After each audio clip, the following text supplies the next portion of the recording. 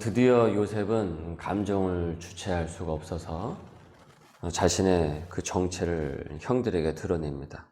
형제들은 자기 앞에 있는 그 총리가 요셉이었다라는 그 사실에 놀라서 아무런 말도 할 수가 없었습니다. 반전이 일어난 것이죠. 이 형제들에게는 1절에 요셉이 시종하는 자들 앞에서 그 정을 억제하지 못하여 소리질러 모든 사람을 자기에게서 물러가라 하고 그 형제들에게 자기를 알리니 그때 그와 함께한 다른 사람이 없었더라. 요셉이 큰 소리로 우니 애굽 사람에게 들리며 바로의 궁중에 들리더라. 얼마나 통곡을 하면서 펑펑 우는지 그 우는 소리가 그 궁중 전체에 쩌렁쩌렁하게 이제 들렸던 겁니다. 이제 안을 수가 없죠. 그토록 이제 그리워했던 그 가족인데 비록 자신을 잔인하게 대했다고 할지라도 이 가족이기에 요셉은 항상 그 가족을 오랜 시간 동안 그리워했습니다. 놀라서 아무 말도 하지 못하는 이 형제들, 무슨 말을 할 수가 있겠습니까? 지금 이 상황에서. 야, 저 총리가 요셉이라고? 옛날에 우리가 노예로 팔았던 그 요셉이라고? 그 요셉이 지금 이 애굽의 그 총리가 되었다고? 그러니까 세상에 이런 일에나 나올 법한 일을 이제 그들이 경험을 하고 있으니 뭐 어안이 벙벙해서 입만 쩍쩍 벌리면서 놀랄 뿐이죠. 이내 요셉은 이제 미리 말합니다. 형들을 미리 안심을 시켜요. 4절에 요셉이 형들에게 이르되 내게로 가까이 오소서. 그래서 그들이 가까이 가니 이르되 나는 당신들의 아우 요셉이니 당신들이 애굽의 판자라. 당신들이 나를 이곳에 팔았다고 해서 근심하지 마소서. 걱정하지 마십시오. 한탄하지 마십시오. 하나님이 생명을 구원하시려고 나를 당신들보다 앞서 먼저 보내셨습니다. 그러니까 요셉은 복수할 생각이 전혀 없다라고 하고 있어요. 왜 그는 이 복수의 감정보다 그리움의 그 감정이 더 컸던 것입니까? 왜 그 감정이 더 앞섰던 것입니까?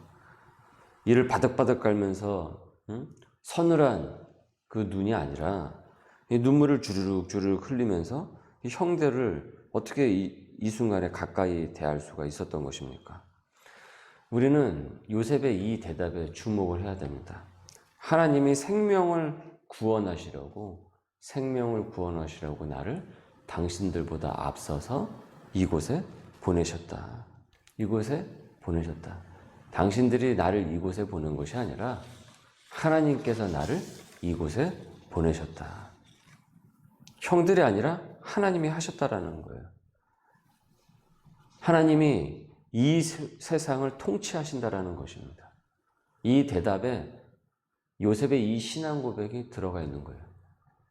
요셉은 하나님의 섭리를 굳게 믿었습니다. 확실히 믿었습니다. 하나님께서 허락하지 아니하시면은 공중에 나는 새가 하늘에 떨어지지 않는다라고 말씀하셨죠. 확실히 믿었어요. 하나님이 자신의 삶을 통치하심을 알았기에 무슨 일을 만나든지 어떠한 일을 경험을 하게 되든지 결국 그 일이 주 안에서는 만사 형통임을 믿었던 것입니다. 그렇게 형들이 나를 애굽에 오도록 판 것이 아니라 하나님이 나를 이곳에 보내셨다라고 고백을 한 것이에요. 하나님을 믿지 않았다고 한다면 요셉이 감히 여기서 이런 고백을 할 수가 없죠. 형들이 팔아서 내 인생이 이렇게 쫄딱 망하게 되었다라고 노예가 되었던 감옥으로 갔던 그곳에서 그는 평생을 복수심에 불타서 사람 구실도 못하면서 살았을 것입니다. 하지만 그가 하나님을 알았기에 하나님을 온전히 믿었기에 내가 겪는 이 모든 것들에는 반드시 하나님의 또 다른 섭리가 있다는 것을 아주 깊이 확실하게 이해를 하고 있었기 때문에 지금 이 요셉이 지금 이 고백을 할 수가 있었던 것입니다. 여러분, 요셉이라고 왜 형들에 대한 감정이 없었겠습니까? 당연히 있죠, 인간인데. 형들에 대한 섭섭한 감정, 그리고 어떻게 나를 그렇게 할 수가 있을까? 아무리 그래도 그렇지. 그것이 없었겠어요?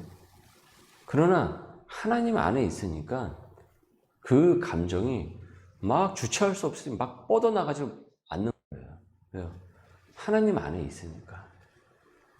하나님이 하시면 하고 막으시면 또 막으심을 알기에 자신의 삶에서 일어난 모든 그 경험의 그 발자국은 하나님의 인도함이 있다라고 굳건히 믿은 것입니다. 그래서 그는 이 상황에서도 서늘한 이 복수의 눈길로 가족을 바라봤던 것이 아니라 오히려 이 그리움의 그 눈물을 펑펑 흘렸던 것입니다.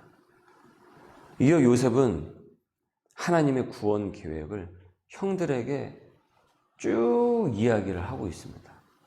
흉년이 든 일부터 시작을 해서, 그래서 하나님께서 당신들과 그 후손, 그 자식들을, 그리고 나아가서 우리의 이 민족을 구하시려고 나를 대표 선수로 이곳에 나를 보내셨다라고 하는 거예요. 이 애굽으로 말이죠. 그래서 창세기가 이렇게 요셉의 이야기로 끝나고 그 다음에 어떤 이야기가 시작이 됩니까? 출애굽기가 시작을 한단 말이에요. 요셉이 여러분 무슨 출애굽을 염두에 두고 지금 이 이야기를 한 것이 아니죠. 아니 요셉이 무슨 재주가 있어가지고 그 앞날의 일을 알겠어요. 출애굽에서 뭐 또 모세가 또 그래서 가나안에서 그 일을 요셉이 어떻게 알겠어요. 요셉은 지금 이 순간에 자기에게 벌어진 그거밖에 모르죠. 그러나 이 성경은 구속사적으로 지금 쭉 조명을 하고 있는 거예요. 그러니까 요셉은 하나님의 섭리와 통치를 믿었다고 고백을 하고 그 이후에 어떤 일이 일어날 줄 모르지만 성경의 전체적인 그 시각에서는 어떻습니까? 지금 이것을 요셉의 삶을 통해서 쭉 이제는 창세기가 끝나면서 거대한 이 하나님의 서사의 이야기가 쭉 연결이 되고 시작이 되는 거죠. 그래서 이것을 하나님의 구원계획, 구속사라고 우리가 얘기하지 않습니까? 대표 선수로 보는 거죠. 지금 이 요셉을. 지금 이 요셉이 고백하듯이. 요셉은 그 이후에 어떤 일이 벌어질 것까지 생각을 하지 못한 거지만, 그것까지 알지 못하고 한 고백이지만, 어쨌든 이 말이 맞는 것이죠. 그래서 7절에 하나님이 큰 구원으로 당신들의 생명을 보존하고 당신들의 후손을 세상에 두시려고 나를 당신들보다 먼저 보내셨나니, 그런즉 나를 이리로 보낸 이는 당신들이 아니요 하나님이시라. 하나님이 나를 바로에게 아버지로 삼으시고 그 온 집의 주로 삼으시며 애굽 온 땅의 통치자로 삼으셨나이다.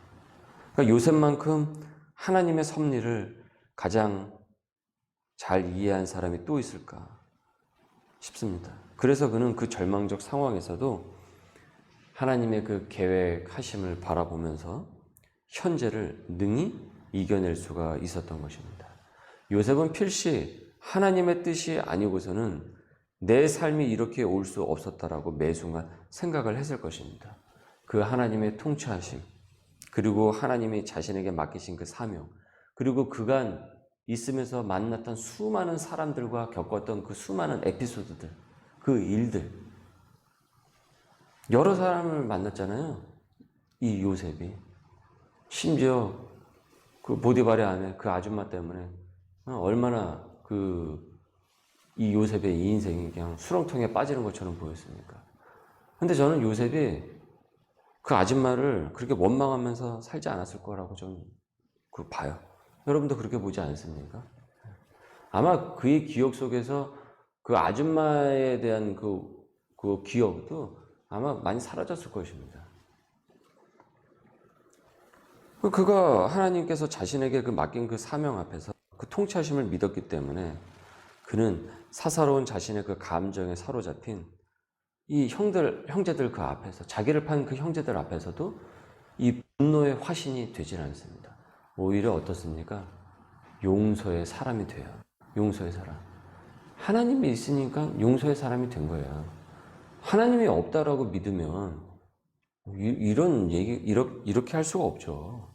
그러나 하나님이 있음을 알기에, 만나는 경험, 겪게 되는 그 경험, 만나는 그 사람들, 그 모든 것들은 결국 하나님께서 나를 단련시키시고 하나님의 뜻을 이루어 나가는 사명을 맡기시기 위해 나를 이렇게 인도하시는구나 라고 받아들였던 것입니다. 그래서 요셉이 나를 이리로 보낸 것은 형들이 아니다. 당신들이 아니다. 하나님께서 나를 이렇게 보내신 것이다. 라는 이 어마어마한 이 신앙 고백을, 자신의 정체를, 자신이 요셉이라는 사실을 얘기하면서 첫 마디가 바로 이 얘기였던 것입니다. 대단한 신앙의 고백이죠. 그래서 결국 요셉이 그 요셉이 될 수 있었던 것입니다. 여러분, 우리 믿는 자의 삶을, 예수 그리스도를, 하나님을 믿는 나의 삶을 주관하는 것은요, 여러분, 타인이 아닙니다. 사람이 아닙니다. 어떤 그 상황들이 아닙니다. 하나님이십니다. 그렇다면은 요셉처럼 우리도 이렇게 고백할 수 있어야 되는 것입니다. 나를 이리로 보낸 것은 당신이 아니고 하나님이시다. 나를 이 자리로 보내신 것은. 하나님께서 지금 나를 이곳에 두신 목적은 무엇이겠습니까? 하나님께서 이 소명의 교회에서 소명자로 나를 부르신 목적은 무엇일까? 나의 가정을 통해서 무엇을 이루시려는 것일까? 그리고 지금 내가 하고 있는 그 일을 통해서 무엇을 이루시려는 걸까? 이 질문의 답을 우리 큐티 노트에 여러분 적어보시길 바랍니다. 분명히 하나님께서 이 새벽에 내게 말씀하시는 바가 있습니다. 하나님의 통치하심을 우리가 깨닫게 될 것입니다. 오늘도 주님의 섭리를 믿고 굳건히 또 사명의 자리를 지켜나갈 수 있는 우리 소명 식구들 될 수 있기를 주님의 이름으로 소망합니다. 기도합니다. 생과 사를 주관하시는 하나님, 하나님을 온전히 이해하고 그 뜻을 받아들였던 요셉처럼 나도 그러하기를 원합니다. 내가 하나님을 이해 못해서 사람을 원망하고 환경만을 탓하지 않기를 원합니다. 하나님이 계시기에 나를 소명자로 부르셨기에 오히려 분명히 하나님의 섭리가 있음을 믿고 요셉처럼 나를 이리로 보낸 이는 당신들이 아니라 하나님이시다 라고 거룩하게 고백하고 끝까지 굳세게 믿음 가운데 살도록 오늘도 인도하여 주옵소서. 감사함에 예수님의 이름으로 기도드립니다. 아멘.